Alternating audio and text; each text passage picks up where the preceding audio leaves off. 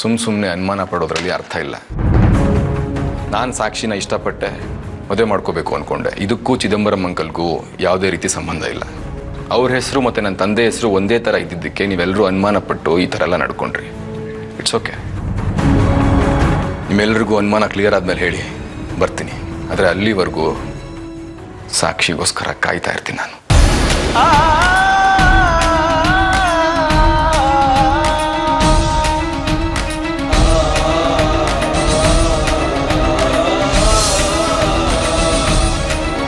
Ranjit please ನಿಂತ್ಕೊಳ್ಳಿ. ರಂಜಿತ್, ಇನ್ನು ಏನಾದರೂ ಡೌಟ್ ಇದೆ ನಿಂಗೆ? Please Ranjith, I am really sorry. ನಿಮ್ಮ ಮೇಲೆ ಹಾಗೆ ಅನುಮಾನ ಪಡಬಾರ್ದಿತ್ತು ನಾನು. ದಯವಿಟ್ಟು ನಂಗೆ ಕ್ಷಮಿಸ್ಬೇಡಿ. ನಿಮ್ಮ ಮನೆಯವ್ರು ನನ್ನ ಮೇಲೆ ಅನುಮಾನ ಪಟ್ಟಿದ್ದಕ್ಕೆ ನನಗೆ ಬೇಜಾರಿಲ್ಲ ಸಾಕ್ಷಿ. ಆದರೆ ನೀನು ಅನುಮಾನ ಪಟ್ಟಿಯಲ್ಲ, ತುಂಬಾ ಹರ್ಟ್ ಆಗ್ತಿದೆ. ನಾನು ನಿನಗೆ ಅನ್ಯಾಯ ಮಾಡ್ತೀನ ಸಾಕ್ಷಿ? ಇಲ್ಲ ರಂಜಿತ್, ಅದು ನೀನ್ ನನ್ನ ಬಗ್ಗೆ ಆ ಥರ ಕಲ್ಪನೆನಾದ್ರೂ ಹೇಗೆ ಮಾಡ್ಕೊಂಡೆ ಸಾಕ್ಷಿ? ನಾನು ನಿನ್ಗೋಸ್ಕರ ಏನ್ ಬೇಕಾದ್ರೂ ಮಾಡೋದಕ್ಕೆ ರೆಡಿ ಇದ್ದೆ. ಆದ್ರೆ ನೀನು? I am really sorry Ranjith. ನನ್ನ ಡ್ಯಾಡಿ, ನನ್ನ ತಮ್ಮ ನಿಮ್ಮ ಬಗ್ಗೆ ಏನೇನೋ ಹೇಳಿ ನಿಮ್ಮ ಮೇಲೆ ಕೋಪ ಬರೋ ಹಾಗೆ ಮಾಡ್ಬಿಟ್ರು. ಅವ್ರು ನನ್ನ ಬಗ್ಗೆ ಏನೋ ಹೇಳಿದ್ರು ಅಂತ ನೀನ್ ನನ್ನ ಕಾಲರ್ ಹಿಡ್ಕೊಂಡೆ ಅಲ್ಲ? ನೀನು ಮದುವೆ ಆಗೋ ಹುಡುಗನ ಬಗ್ಗೆ ಮದುವೆ ಆಗೋಕ್ಕೂ ಮುಂಚೆನೆ ಇಷ್ಟೊಂದು ಅಪನಂಬಿಕೆ ಇದೆಯಲ್ಲ ನಿನಗೆ. ಮದುವೆ ಆದ್ಮೇಲೆ ನಾವಿಬ್ರು ಹೇಗೆ ಸಂಸಾರ ಮಾಡ್ತೀವಿ ಸಾಕ್ಷಿ? ಸದ್ಯ ಇದಿಲ್ಲಿಗೆ ಮುಗೀತಲ್ಲ. ರಂಜಿತ್, ರಂಜಿತ್ ಪ್ಲೀಸ್ ನಿಂತ್ಕೊಳ್ಳಿ. ತಪ್ಪಲ್ಲ ನಂದು ರಂಜಿತ್, ದಯವಿಟ್ಟು ಕ್ಷಮಿಸ್ಬೇಡಿ. ನಾಳೆ ನಮ್ಮ ಎಂಗೇಜ್ಮೆಂಟ್ ಇದೆ, ಹೀಗೆ ಕೋಪ ಮಾಡ್ಕೊಂಡು ಹೋಗ್ಬೇಡಿ ಪ್ಲೀಸ್. ಒಂದು ವೇಳೆ ನಿನ್ ತಮ್ಮನಿಗೂ ನಿನ್ ತಂದೆಗೂ ನನ್ನ ಬಗ್ಗೆ ಡೌಟ್ ಕ್ಲಿಯರ್ ಆಗದೆ ಹೋಗಿದ್ದಿದ್ರೆ ನಾಳೆ ನಮ್ಮ ಎಂಗೇಜ್ಮೆಂಟ್ ನಡೀತಿತ್ತಾ? ಖಂಡಿತ ಇಲ್ಲ. ಹಾಗಲ್ಲ ರಂಜಿತ್, ನೋಡು, ನಾನು ಇವಾಗ ಏನು ಹೇಳಕ್ಕಾಗಲ್ಲ. ಮನೆಗೆ ಹೋಗಿ ನಮ್ಮ ತಾಯಿ ಹತ್ರ ಮಾತಾಡ್ತೀನಿ. ಅವ್ರು ಹೇಗೆ ಹೇಳ್ತಾರೋ ಹಾಗೆ ಮಾಡ್ತೀನಿ. ಅಕಸ್ಮಾತ್ ಅವ್ರೇನಾದ್ರೂ ಮದುವೆ ಬೇಡ ಅಂದ್ರೆ ಬೇಡ, ಬರ್ತೀನಿ.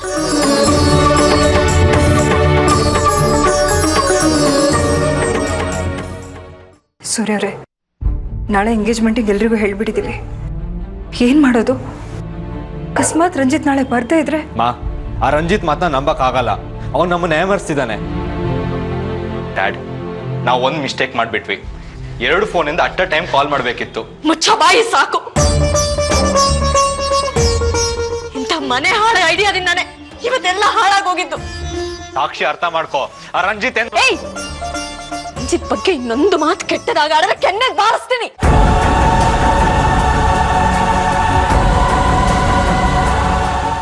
ನಿಮ್ ಪೊಲೀಸ್ ಬುದ್ಧಿಯಿಂದ ನನ್ನ ಜೀವನನೇ ಹಾಳಾಗೋಯ್ತಲ್ಲೋ.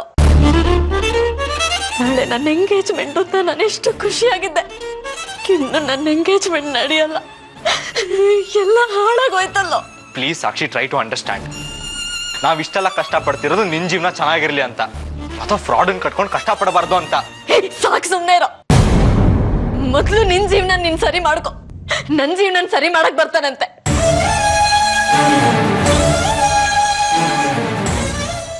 ಶಬ್ಬಾಷ್ ಮಗನೇ, ಬೆಸ್ಟ್ ಎವರ್ ಪರ್ಫಾರ್ಮೆನ್ಸ್ ನಿಂದು. ನಿಮ್ದೇನ್ ಕಡಿಮೆ ಪರ್ಫಾರ್ಮೆನ್ಸ್ ಡ್ಯಾಡ್? ನೀನು ಹೋದಾಗ್ಲೇ ಡೌಟ್ ಬಂತು ಕಣೋ, ಅದಕ್ಕೆ ಪ್ರಿಪೇರ್ ಆಗಿ ಹೋಗ್ಬಿಟ್ಟಿದ್ದೆ. ಏನೋ ಡ್ಯಾಡ್, ಆ ಸಾಕ್ಷಿ ನನ್ನ ಹತ್ರ ಜಗಳ ಮಾಡೋವಾಗ್ಲೇ ಪಾಕೆಟ್ ಒಳಗಡೆಯಿಂದನೇ ನಿಮ್ಗೆ ಕಾಲ್ ಮಾಡಿದ್ದೆ ನಾನು. ಯಾರಿಗೂ ಗೊತ್ತಾಗಿಲ್ಲ ಅಷ್ಟೇ. ಆದ್ರೂ ನಿಮ್ಮ ಹತ್ರ ಮಾತಾಡುವಾಗ ನಂಗೆ ಒಂಥರ ಟೆನ್ಷನ್ ಆಗ್ತಿತ್ತು.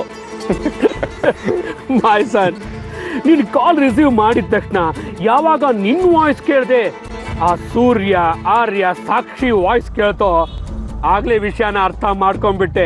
ತಕ್ಷಣ ಪ್ಲಾನಿಗೆ ಪ್ರಿಪೇರ್ ಆಗಿ ಹೋಗ್ಬಿಟ್ಟೆ. ಸದ್ಯ ಕೊನೆ ಕ್ಷಣದಲ್ಲಿ ನಿಮ್ಗೆ ಐಡಿಯಾ ಬಂತಲ್ಲ, ಇಲ್ದೇ ಇದ್ರೆ ಅಷ್ಟೇ ಗತಿ ಇವತ್ತು. ಅಷ್ಟು ಸುಲಭಕ್ಕೆ ಸೋಲ್ತೀನ ನಾನು ಸೂರ್ಯನಿಗೆ? ಅದ್ ಸರಿ, ಕೊನೆಗೆ ಏನಾಯ್ತು? ಅವರೆಲ್ಲ ಕನ್ವಿನ್ಸ್ ಆದ್ರಾ? ಮದ್ವೆಗೆ ಒಪ್ಕೊಂಡ್ರಾ? ಕನ್ವಿನ್ಸ್ ಆಗದೆ ಇರ್ತಾರೆ ನಮ್ಮ ನನ್ನ ಪರ್ಫಾರ್ಮೆನ್ಸ್ ನೋಡಿ ಎಲ್ಲರೂ ಫುಲ್ ಕನ್ವಿನ್ಸ್ ಆಗಿ ಸ್ಟನ್ ಆಗ್ಬಿಟ್ಟಿದ್ರು. ನಾನು ಹೊರಡುವಾಗ ಸಾಕ್ಷಿ ಕಾರ್ವರೆಗೂ ಬಂದು ಕ್ಷಮೆ ಕೇಳ್ಕೊಂಡ್ಲು. ಕಾಲ್ ಹಿಡ್ಕೊಂಡು ಕ್ಷಮೆ ಕೇಳ್ಕೊಳ್ಳೋದು ಒಂದು ಬಾಕಿ ಅವಳು. ನೀನ್ ಮದ್ವೆಗೆ ಒಪ್ಕೊಂಡ್ಯಾ? ಅಷ್ಟು ಸುಲಭವಾಗಿ ಒಪ್ಕೋಬಾರ್ದಮ್ಮ. ಅಷ್ಟು ಸುಲಭವಾಗಿ ಒಪ್ಕೊಂಡ್ಬಿಟ್ರೆ ನಮ್ಗೆ ವೇಟ್ ಇರುತ್ತೆ ಹೇಳು? ಅವ್ರು ಮಾಡಿ ತಪ್ಪು ಅಂತ ಅವ್ರಿಗೆ ಗೊತ್ತಾಗಿ ಒದ್ದಾಡ್ಬೇಕು ಅವರು. ಆಮೇಲೆ ನಾವು ಸತ್ತಾಯಿಸಿ ಸತ್ತಾಯಿಸಿ ಒಪ್ಕೋಬೇಕು. ಆಗ ಆಗ ನಮ್ಗೊಂದು ವೇಟ್ ಇರುತ್ತೆ. ಏನ್ ಡ್ಯಾಡ್?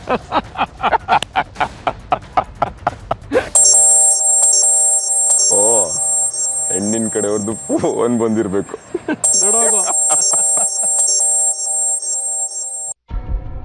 ನಾನು ಆರ್ತಿ ಮಾತಾಡ್ತಾ ಇರೋದು. ಓ ಹೇಳಿ ಮೇಡಮ್, ಸಾರಿ ಗೊತ್ತಾಗಲಿಲ್ಲ ನೀವು ಅಂತ. ಅದು ಇನ್ಮೇಲೆ ನೀವು ಯಾರು ನನಗೆ ಫೋನ್ ಮಾಡಲ್ವೇನೋ ಅಂತ ನಿಮ್ಮ ಫ್ಯಾಮಿಲಿಯವ್ರ ನಂಬರ್ನೆಲ್ಲ ಡಿಲೀಟ್ ಮಾಡಿಬಿಟ್ಟಿದ್ದೆ. ನೋಡಿ, ಅದೇನೋ ಸಣ್ಣ ಮಿಸ್ಅಂಡರ್ಸ್ಟ್ಯಾಂಡಿಂಗ್ ಆಗೋಯ್ತು, ಬೇಜಾರು ಮಾಡ್ಕೊಳ್ಬಿಡಿ. ಓ, ಚಿಕ್ಕ ಮಿಸ್ಅಂಡರ್ಸ್ಟ್ಯಾಂಡಿಂಗಾ? ನಿಮ್ಮ ಯಜಮಾನ್ರು ನೋಡಿದ್ರೆ ನಿನ್ನ ತಂದೆ ಯಾರು ಅಂತ ಗೊತ್ತಾ ಅಂತ ನನ್ನನ್ನೇ ಕೇಳ್ತಾರೆ. ನಿನ್ನ ಹುಟ್ಟಕ್ಕೆ ಕಾರಣರಾದವ್ರು ಯಾರು ಅಂತ ನಮ್ಮ ತಾಯಿ ಮುಂದೆನೇ ಕೇಳ್ತಾರೆ. ನನ್ನ ತಂದೆ ಹೆಸರು ತಪ್ಪಾಗಿ ಹೇಳಿದೆ ಅಂತ ಸಾಕ್ಷಿ ನನಗೆ ಹೊಡೆಯೋಕೆ ಬಂದಿದ್ಲು. ಇಷ್ಟೆಲ್ಲ ಅವಮಾನ ಆದಮೇಲೆ ಯಾರಾದರೂ ಮಾನ ಮರ್ಯಾದೆ ಇರೋರು ನಿಮ್ಮ ಮನೆ ಕಡೆ ತಲೆ ಹಾಕಿ ಮಲ್ಗಕ್ಕಾದರೂ ಇಷ್ಟಪಡ್ತಾರೆ ಮೇಡಮ್?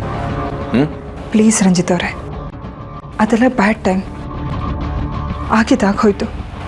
ಅದನ್ನು ನಾವು ಮರಿತೀವಿ, ನೀವು ಮರ್ತ್ಬಿಡಿ.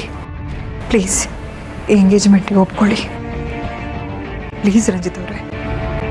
ಒಂದು ವೇಳೆ ನಾನು ಸಮಾಧಾನ ಆದರೂ ನಮ್ಮ ತಾಯಿ ಸಮಾಧಾನ ಆಗೋದು ತುಂಬ ಕಷ್ಟ ಇದೆ ಬಿಡಿ. ಯಾಕೆಂದರೆ ಅವ್ರ ಮುಂದೆನೇ ನಿಮ್ಮ ಯಜಮಾನರು ಅವ್ರ ಗಂಡನ ಬಗ್ಗೆ ಕೆಟ್ಟದಾಗಿ ಮಾತಾಡಿದ್ರೆ ಯಾರು ತಾನೇ ಸಹಿಸ್ಕೋತಾರೆ? ಅಂಥವ್ರ ಮನೆಯಿಂದ ಹೆಣ್ಣು ತಗೊಂಬನ್ನಿ ಅಂತ ನಾನು ಅವ್ರಿಗೆ ಹೇಗೆ ಹೇಳಿ ಅಲ್ವಾ? ಅವರು ವಯಸ್ಸಾದವರು, ಅವ್ರನ್ನ ಸಮಾಧಾನ ಮಾಡೋದು ತುಂಬ ಕಷ್ಟ ಇದೆ. ನಿಮ್ಮ ತಾಯಿ ನಿಮ್ಮ ಪಕ್ಕದಲ್ಲಿದ್ದರೆ ಫೋನ್ ಕೊಡಿ, ನಾನು ಅವ್ರಿಗೆ ಕನ್ವಿನ್ಸ್ ಮಾಡ್ತೀನಿ. ಅಲ್ಲ, ಅದು ಅವರು... ಹಾಂ ಸರಿ, ಕೊಡ್ತೀನಿ, ಮಾತಾಡಿ. ಆದರೂ ಅವ್ರು ಒಪ್ಪೋದು ಕಷ್ಟನೇ ಬಿಡಿ. ಮಾ ಮಾ ಅಮ್ಮ ಅಮ್ಮ, ಅದು ಆರತಿ ಮೇಡಮು ತುಂಬ ರಿಕ್ವೆಸ್ಟ್ ಮಾಡ್ಕೊತಿದ್ದಾರೆ, ನಿನ್ನ ಹತ್ರ ಮಾತಾಡ್ಬೇಕಂತೆ. ಮಾತಾಡಮ್ಮ ಪ್ಲೀಸ್. ಅಮ್ಮ ಪ್ಲೀಸ್ ಮಾತಾಡು, ಪ್ಲೀಸ್, ನನಗೋಸ್ಕರ. ಹಲೋ ವೈಜಯಂತಿ ಅವರೇ, ನಾನು ಆರತಿ ಮಾತಾಡ್ತಾ ಇರೋದು. ಗೊತ್ತಾಯ್ತು, ಹೇಳಿ. ಸಾಕ್ಷಿ ರಂಜಿತ್ ಎಂಗೇಜ್ಮೆಂಟ್ ಬಗ್ಗೆ ಮಾತಾಡೋದಕ್ಕೆ. ಎಂಗೇಜ್ಮೆಂಟಾ? ಯಾವ ಎಂಗೇಜ್ಮೆಂಟು ಆರ್ತಿವ್ರೆ? ನಿಮ್ಮ ಯಜಮಾನ್ರು ನನಗೆ ಅಷ್ಟೊಂದು ಅವಮಾನ ಮಾಡಿದ್ರು.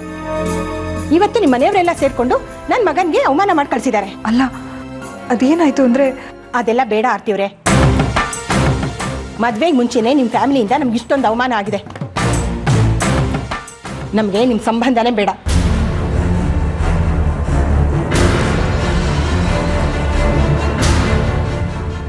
ನೋಡಿ, ಈ ಸಂಬಂಧನ ಬೇಡ ಅಂತ ಹೇಳಬೇಡಿ. ಯಾಕಂದರೆ ಸಾಕ್ಷಿ ರಂಜಿತ್ನ ಬಿಟ್ಟು ಬದುಕೋದಿಲ್ಲ ಅಂತ ಹೇಳ್ತಾ ಇದ್ದಾಳೆ. ಮಗಳ ಬಗ್ಗೆ ಅಷ್ಟೊಂದು ಕಾಳಜಿ ಇದ್ದವರು ನಾವು ನಿಮ್ಮ ಮನೆಗೆ ಬಂದಾಗ ಚೆನ್ನಾಗಿ ಮಾತಾಡಿ ಮರ್ಯಾದೆ ಕೊಡಬೇಕಾಗಿತ್ತು ತಾನೇ? ಪ್ಲೀಸ್ ಇದೊಂದು ಸಲ ಕ್ಷಮಿಸ್ಬಿಡಿ. ಆಗಿದ್ದಾಗೋಯ್ತು. ನಮ್ಮ ಸಾಕ್ಷಿನ ನಿಮ್ಮ ಸೊಸೆ ಅಂತ ಒಪ್ಕೊಳ್ಳಿ.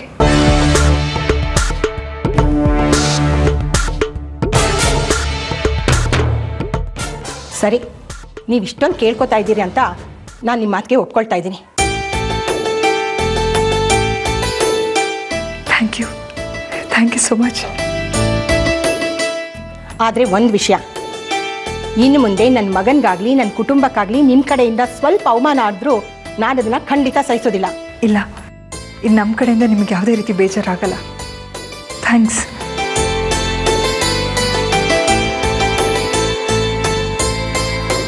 ಸೂರ್ಯರೇ ಒಪ್ಕೊಂಡ್ರು. ಹೇ ಅನುಷಾ. ಓ ಹಾಯ್ ಆರ್ಯ, ಏನು ದಾರಿ ತಪ್ಪ ಬಂದಿದ್ಯೋ ಹೇಗೆ? ಕಮಿಷನರ್ ಸರ್ ಬರಕ್ ಹೇಳಿದ್ರು ಕಣೆ, ಅದಕ್ಕೆ ಬಂದೆ. ಕೂತ್ಕೋ. ಇಷ್ಟ ದಿನ ಅಂತೂ ನಂಗೆ ವರ್ಕ್ ಕರ್ಕೊಂಡು ಹೋಗಿಲ್ಲ. ಅಟ್ಲೀಸ್ಟ್ ಇವಾಗ ಸಸ್ಪೆನ್ಷನ್ ಅಲ್ಲಿ ಇದ್ಯಾ, ಇವಾಗಾರು ವರ್ಕ್ ಕರ್ಕೊಂಡು ಹೋಗ್ತೀಯ ತಾನೆ? ಏನು ಕೆಲಸ ಇಲ್ಲದೆ ಖಾಲಿ ಬಿದ್ದಿದ್ದೀನಿ, ಎಲ್ಲಾದ್ರೂ ಕರ್ಕೊಂಡು ಹೋಗು ಅಂತ ಅಣಗಿಸ್ತಿದ್ಯಾ? ಹಾಗಲ್ಲ ಆರ್ಯ, ಪ್ಲೀಸ್. Good morning sir. ಕೂತ್ಕೊಳ್ಳಿ ಆರ್ಯ.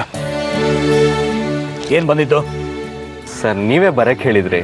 ಅದೇ ರೀ, ನಾಳೆ ನಿಮ್ಮದು ಅನುಷಾ ಎಂಗೇಜ್ಮೆಂಟ್, ಅದ್ರ ಬಗ್ಗೆ ಮಾತಾಡೋಂತ ಬರಕ್ಕೆ ಹೇಳಿದೆ. ಹೇಳಿ ಸರ್. ಏನು ಹೇಳಿ? ನೀವೀಗ ಸಸ್ಪೆಂಡ್ ಆಗಿರೋ ಪೊಲೀಸ್ ಆಫೀಸರ್. ನಿಮಗೆ ಹೇಗ್ರಿ ನನ್ನ ಮಗಳನ್ನ ಮದುವೆ ಮಾಡಿಕೊಳ್ಳಿ? ಅದಕ್ಕೆ ನಿಮ್ಮನ್ನ ಡ್ಯೂಟಿಗೆ ರೀಇನ್ಸ್ಟೇಟ್ ಮಾಡ್ತಾ ಇದ್ದೇನೆ. Thank you sir, thank you so much. Thank you dad. ಇನ್ಮೇಲೆ ಸ್ವಲ್ಪ ಕೇರ್ಫುಲ್ ಆಗಿರಿ. ಈ ಥರ ಪ್ರೂಫ್ ಇಲ್ಲದೆ ಆರೋಪಿಗಳನ್ನ ಹೊಡೆದು ಬಡ್ದು ಮಾಡಬೇಡಿ. ಇನ್ಮೇಲೆ ನೀವು ನನ್ನ ಅಳಿ ಆಗ್ತಿದ್ದೀರಾ. ನೀವು ಏನೇ ತಪ್ಪು ಮಾಡಿದ್ರು ಜನ ನಿಮ್ಮನ್ನು ಮಾತ್ರ ಅನ್ನಲ್ಲ, ನನ್ನನ್ನು ಅಂತಾರೆ. ಇನ್ಸ್ಪೆಕ್ಟರ್ ಆರ್ಯ ತಪ್ಪು ಮಾಡಿದ್ರು ಅಂತ ಪೇಪರಲ್ಲಿ ಬರೆಯಲ್ಲ, ಕಮಿಷನರ್ ಅಳಿಯ ತಪ್ಪು ಮಾಡಿದ್ರು ಅಂತ ಬರೀತಾರೆ. So be careful. ಅರ್ಥ ಆಯ್ತಾ? ಸರಿ ಸರ್, ಇನ್ಮೇಲೆ ನನ್ನ ಬಗ್ಗೆ ಯಾವುದೇ ರೀತಿ ಕಂಪ್ಲೇಂಟ್ ಬರ್ದೇ ಇರೋ ಹಾಗೆ ನೋಡ್ಕೊಳ್ತೀನಿ. Good, you may go now. Thank you sir. Anusha, ನಾಳೆ ಎಂಗೇಜ್ಮೆಂಟಲ್ಲಿ ಸಿಗೋಣ.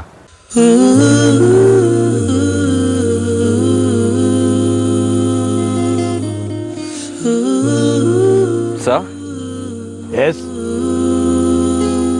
ಅದು ಅನುಷಾ. ಅನುಷಾ? ಅವಳನ್ನ ಹೊರಗಡೆ. ಏನು ಹೊರಗಡೆ? ಅದು ಏನಿಲ್ಲ ಡ್ಯಾಡ್, ನಂಗೆ ವರ್ಕ್ ಕರ್ಕೊಂಡೋಗಿ ಐಸ್ ಕ್ರೀಮ್ ಕೊಡ್ಸಿ ಅಂತ ನಿಮ್ಮ ಭಾವಿ ಹಳ್ಳಿಂದ ಹೇಳ್ದೆ ಅಷ್ಟೇ. ಅದಕ್ಕೆ ಯಾಕ್ರಿ ಇಷ್ಟೊಂದು ಸಂಕೋಚ? ಧಾರಾಳವಾಗಿ ಕರ್ಕೊಂಡೋಗಿ.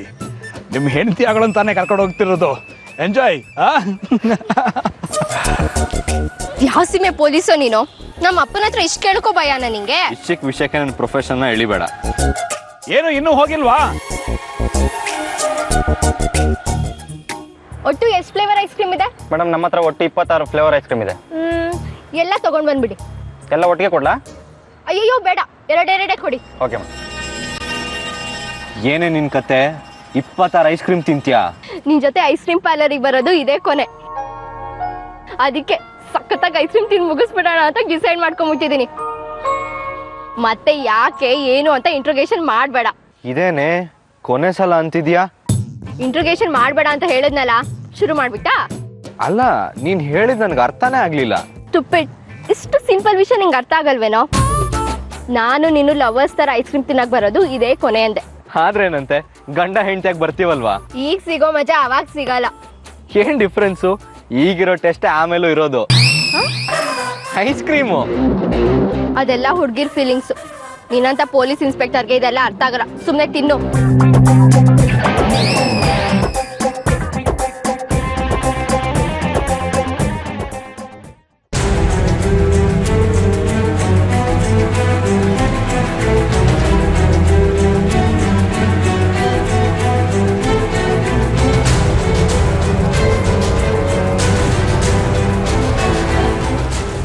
ಒಂದು ನಿಮಿಷ.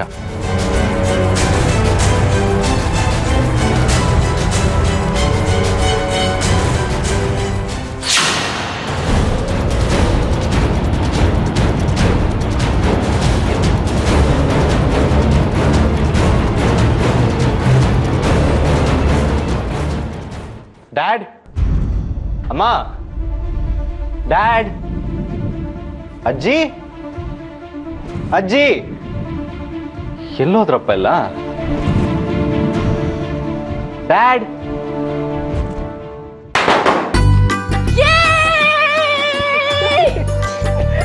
ಕಂಗ್ರಾಚುಲೇಷನ್ಸ್. ಏನಮ್ಮ ಇದೆಲ್ಲ? ನನ್ನಂತೂ ಏನಿಲ್ಲಪ್ಪ, ಎಲ್ಲ ಸಾಕ್ಷಿದ ಅರೇಂಜ್ಮೆಂಟ್ಸ್. ಯಾಕೆ? ನನ್ನ ಮಗ ಮತ್ತೆ ಕೆಲ್ಸಕ್ಕೆ ಜಾಯ್ನ್ ಆಗಿದ್ದಾನೆ. ಅನುಷನ ಮದ್ವೆ ಆಗ್ತಿದ್ದಾನಲ್ಲ, ಅದಕ್ಕೆ. ಯಾರು ಹೇಳಿದ್ ನಿಮ್ಗೆ? ನೀನ್ ಹೇಳೋವರೆಗೂ ನಮ್ಗೆ ಗೊತ್ತಾಗಲ್ಲ ಅಂತ ಅನ್ಕೊಂಡ್ಯಾ? ನಾವು ಮನೇಲಿದ್ರೆ ನೀನ್ ಏನ್ ಮಾಡ್ತಿದ್ಯಾ, ಎಲ್ಲಿ ಹೋಗ್ತಿದ್ಯಾ ಅಂತ ಏನು ಗೊತ್ತಾಗ ಅಂತ ತಿಳ್ಕೊಂಡಿದ್ಯಾ? ಓ, ಕಮಿಷನರ್ ಸರ್ ಹೇಳಿದ್ರಾ? ಅಲ್ಲಪ್ಪ, ನಿನ್ ಭಾವಿ ಹೆಂಡತಿ ಹೇಳಿದ್ಲು. ಅದೊಂದು ಕೋತಿ. ನಾನೇ ನಿಮ್ಗೆಲ್ಲ ಹೇಳಿ ಸರ್ಪ್ರೈಸ್ ಕೊಡೋಣ ಅಂತಿದ್ದೆ, ಅಷ್ಟು ಬೇಗ ಅವಳೇ ಹೇಳ್ಬಿಟ್ಟಿದ್ದಾಳೆ. ನೋಡು ಆರ್ಯ, ಇನ್ಮೇಲಾದ್ರೂ ಹುಷಾರಾಗಿರು. ಈ ರೀತಿ ಸಸ್ಪೆಂಡ್ ಆಗೋ ಥರ ಕೆಲಸ ಮಾಡ್ಕೊಳ್ಬೇಡ. ಹೌದು ಆರ್ಯ, ಇಷ್ಟರಲ್ಲೇ ಮದ್ವೆ ಆಗ್ತಿದೆ. ಮದ್ವೆ ಆದ್ಮೇಲೂ ಬೇಜವಾಬ್ದಾರಿತನ ತೋರಿಸಿದ್ರೆ ಹೆಂಡತಿ ಮನೇಲಿ ಮರ್ಯಾದೆ ಇರಲ್ಲ. ಹ್ಞೂ ಕಣೋ ಆರ್ಯ, ನೀನು ಕೆಲಸ ಇಲ್ಲದೆ ಮನೇಲೆ ಕೂತ್ರೆ ಅನುಷಾ ನಿನ್ ಕಿವಿ ಹಿಂಡಿ ಮನೆ ಕೆಲಸ ಎಲ್ಲ ಮಾಡಿಸ್ತಾಳೆ. ಆಮೇಲೆ ಇನ್ಸ್ಪೆಕ್ಟರು ಪಾತ್ರೆ ಉಜ್ಜೋದು, ಬಟ್ಟೆ ಒಗೆಯೋದು, ಮನೆ ಒರೆಸೋದು ಎಲ್ಲ ಮಾಡ್ಬೇಕಾಗತ್ತೆ. ಹೋಗೆ ಕೋತಿ. ನೀನು ಅಷ್ಟೇ ಸಾಕ್ಷಿ, ಮದುವೆ ಆಗ್ತಿದ್ಯಾ, ಇನ್ನೀಗ ಚಿಕ್ಕ ಮಕ್ಳ ಥರ ಆಡ್ತಿದ್ದೆ. ರಂಜಿತ್ ತಂದೆ ತಾಯಿ ದಿನ ನಮಗೆ ಫೋನ್ ಮಾಡ್ತಾರೆ, ನಿಮ್ಮ ಮಗಳು ಹೀಗೆ ಆಡ್ತೀಯಾಳೆ ಅಂತ. Be serious. Okay okay dad. Ranjith phone ಮಾಡ್ತಿದ್ದಾರೆ, ಬಂದೆ. ಡ್ಯಾಡ್, ನಿಮ್ಮ ಹತ್ರ ಸ್ವಲ್ಪ ಮಾತಾಡಬೇಕಿತ್ತು. ಬಾ.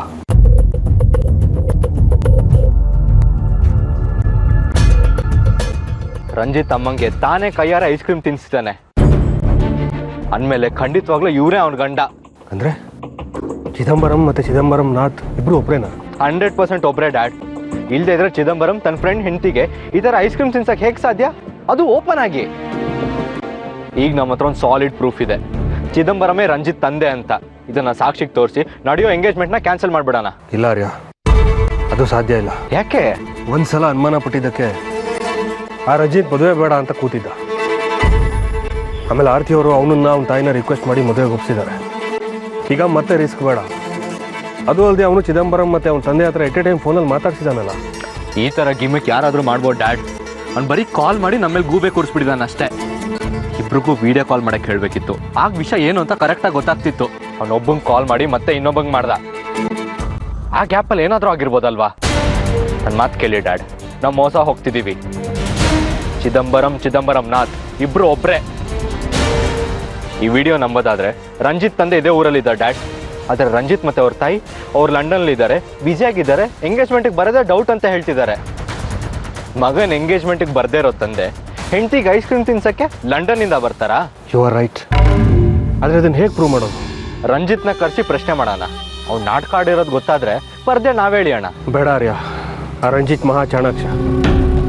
ಏನಾದರೂ ಒಂದು ಕ್ರಿಮಿನಲ್ ಐಡಿಯಾ ಇಟ್ಕೊಂಡೇ ಇರ್ತಾನೆ. ನಾವು ಅವನ ವಿರುದ್ಧ ಅನುಮಾನ ಪಟ್ಟರೆ ಅವನು ಮತ್ತೆ ಸಾಕ್ಷಿನ ನಮ್ಮ ವಿರುದ್ಧ ಎತ್ಕಟ್ಟಿದ್ರೆ ಕಷ್ಟ. ಆದರೆ ನಾವು ಸಾಕ್ಷಿ ಎಂಗೇಜ್ಮೆಂಟ್ನ ಕ್ಯಾನ್ಸಲ್ ಮಾಡಲೇಬೇಕು, ಇಲ್ಲಾಂದ್ರೆ ಅವಳ ಜೀವನ ಹಾಳಾಗತ್ತೆ ಡ್ಯಾಡ್.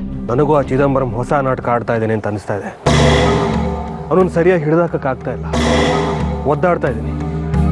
ಏನು ಮಾಡಲಿ ಹೇಳು? ಒಂದು ಕೆಲಸ ಮಾಡೋಣ, ಎಂಗೇಜ್ಮೆಂಟಿಗೆ ಅವ್ರಿಬ್ರು ಕರೆಯೋಣ. ಆಬ್ವಿಯಸ್ಲಿ ಬರೋಕ್ಕಾಗಲ್ಲ, ಆಗ ಅವ್ರು ಸಿಕ್ಕಾಕೊಳ್ತಾರೆ. ನೀನು ಹೇಳೋದೇನೋ ಕರೆಕ್ಟ್, ಆದರೆ ವರ್ಕೌಟ್ ಆಗೋದು ಸ್ವಲ್ಪ ಕಷ್ಟ ಅನ್ಸುತ್ತೆ. ಲಂಡನ್ನಲ್ಲಿರೋನು ನಾನು ಬ್ಯುಸಿ ಇದ್ದೀನಿ ಬರೋಕ್ಕಾಗಲ್ಲ ಅಂದ್ಬಿಟ್ರೆ? ಹಾಗಾದರೆ ಇನ್ನೊಂದು ಕೆಲಸ ಮಾಡೋಣ ಡ್ಯಾಡ್. ಏನು?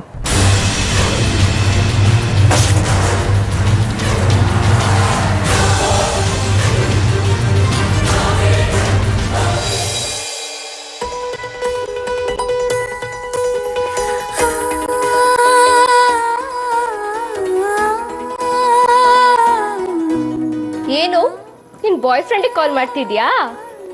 ಇಲ್ಲಿವರೆಗೂ ಬಾಯ್ ಫ್ರೆಂಡ್, ಎಂಗೇಜ್ಮೆಂಟ್ ಆದ್ಮೇಲೆ ಈ ಫ್ರೀಡಮು ಈ ಮಜಾ ಎಲ್ಲ ಹೊರಟೋಗ್ಬಿಡತ್ ಕಣೆ. ಏನು ಕಾಲ್ ರಿಸೀವ್ ಮಾಡ್ತಿಲ್ವಾ? ಬಿಸಿ ಬರ್ತಾ ಇದೆ ಕಣೆ. ಅಮ್ಮ, ಒಂದ್ 5-10 ನಿಮಿಷದಲ್ಲಿ ನಿನ್ ರಾಜ್ಕುಮಾರ ಇಲ್ಲೇ ಬರ್ತಾನೆ, ಅವಾಗ ನೋಡ್ವಂತೆ ಬಿಡು. ಅನುಷಾ ರೆಡಿ?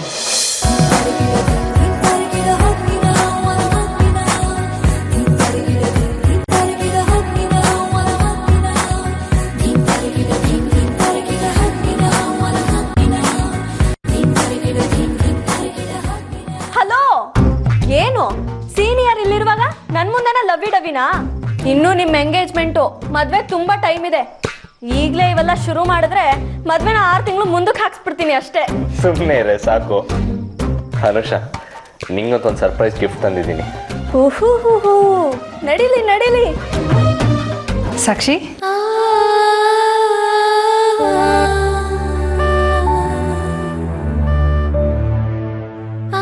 ತುಂಬಾ ಮುದ್ದಾಗಿ ಕಾಣಿಸ್ತಾ ಇದೆಯಾ? ನಾನ್ ಚೆನ್ನಾಗಿ ಕಾಣ್ತಿಲ್ವಾ? ನೀನು ನಮ್ಮನೆಗೆ ಬೆಳಗಾಗಿ ಬರ್ತಿರೋ ಮಹಾಲಕ್ಷ್ಮಿ. ನನ್ನ ದೃಷ್ಟಿನೇ ತಾಗ್ತಾ ಇದೆ. ಅಲ್ಲಿಗೆ ನಮ್ಮ ಆರ್ಯನ ಕತೆ ಮುಗೀತು. ಹೋಗು, ಪುರೋಹಿತರು ಕರೀತಾ ಇದ್ದಾರೆ.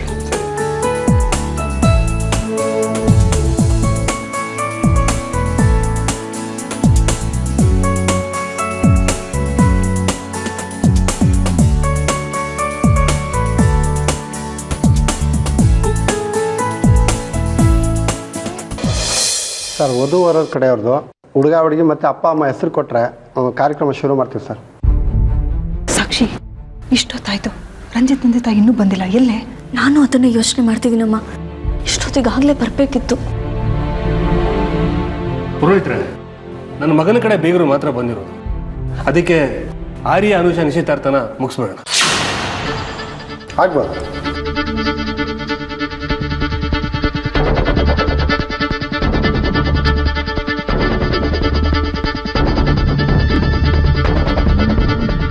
ಸಾಕ್ಷಿ, ಇಲ್ಲಿ ನಿಂತ್ಕೊಂಡು ಏನು ಮಾಡ್ತಾ ಇದೆಯಾ?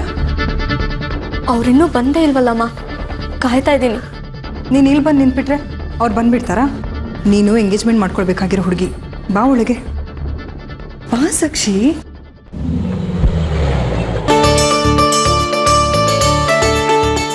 ನೀವೆಲ್ಲ ಯಾರ ಕಡೆಯವರು? ನಾವು ರಂಜಿತ್ ಅವರು ನಿಶ್ಚಿತಾರ್ಥಕ್ಕೆ ಬಂದಿದ್ದೀವಿ. ಹೌದಾ? ಅವರಲ್ಲಿ ಬರ್ತಾ ಇದ್ದಾರೆ. ಸಾಕ್ಷಿ, ನೀನು ಹೋಗಿ ಅಪ್ಪನ ಕರಿ, ಬಂದವ್ರನ್ನ ರಿಸೀವ್ ಮಾಡಬೇಕು. ಸರಿ ಬನ್ನಿ ಒಳಗೆ.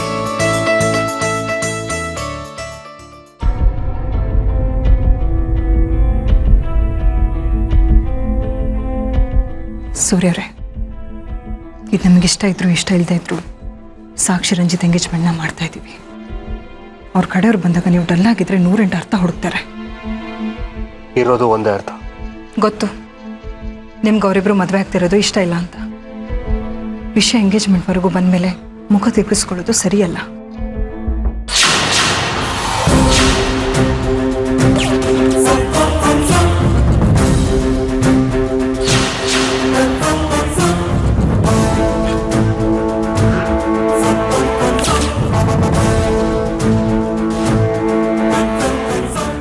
ನಿಮ್ಮ ಫಾದರ್ ಬರಲಿಲ್ವಾ?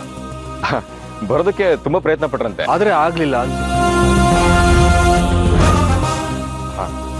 ಆದ್ರೆ ನಮ್ಮ ಅಂಕಲ್ ಬಂದಿದ್ದಾರೆ.